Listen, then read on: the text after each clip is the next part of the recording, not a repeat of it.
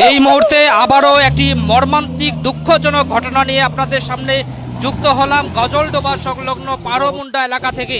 আপনাদেরকে জানিয়ে রাখছি, ফুলবাড়ি সংলগ্ন অম্বিকানগর এলাকা থেকে চার বন্ধু তারা স্নান করতে আসছিল গজলডোবার এই পারোমুন্ডা এলাকায়, এবং এখানে স্নান করতে এসে তাদের মধ্যে দুজন গভীর জলে তলিয়ে যায় এবং বেশ কিছুক্ষণ পর সেই দুই কিশোরের দেহ উদ্ধার করেছে পুলিশ।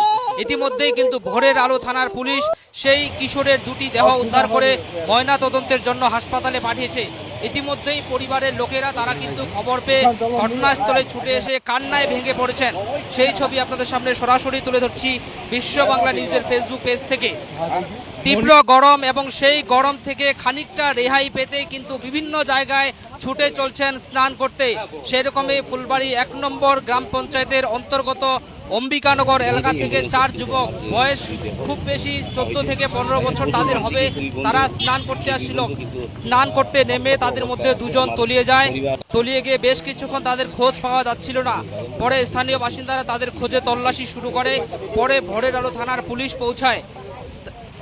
পুলিশ ঘটনাস্থলে পৌঁছে সেই দুই কিশোরের দেহ কিন্তু সেখান থেকে উদ্ধার করতে সক্ষম হয়েছে। যদিও এখনো পর্যন্ত তাদের নাম সঠিকভাবে জানা যায়নি। বাড়ি যেটা জানা যাচ্ছে সম্ভবত ফুলবাড়ির অম্বিকানগর এলাকায়।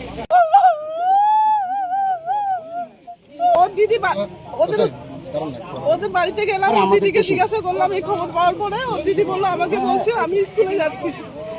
তারপরে পাশের বাড়ি কাকুর কাছে আমি খবর শুনে কাকুর সাথে আসলাম। এখন ওকে আমি ভালোই সুস্থ দেখলাম। সঙ্গের বন্ধুরা দুজন নাকি ডেথ হয়ে গেছে, দুজন ভালো আছে।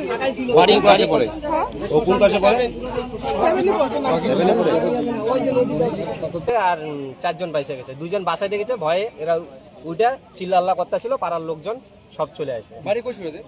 বাড়ি ওই যে মনিকনগর জানা গেছে, ভালোবাসা। হ্যাঁ, পরিচয় জানা গেছে, পরিচয় সব জানা গেছে। বয়স কত হবে তাদের?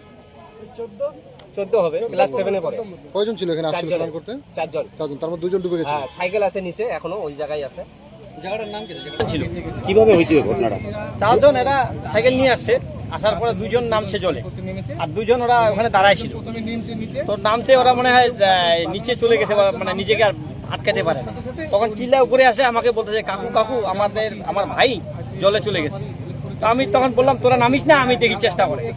তো আমি ওদেরকে ডাঙায় উঠাই, মানে উপরে উঠাই দিলাম, উঠাই দিয়ে আমি নিজে নামছিলাম, চেষ্টা করছি, আমি পাইনি। তো ওরা কি চারজনই স্নানে নামছিল? চারজনের নাম ছিল, না একজন স্নান করেনি, দুজন মানে কাপড় খোলা রাখছিল কিন্তু স্নান করেনি ওরা।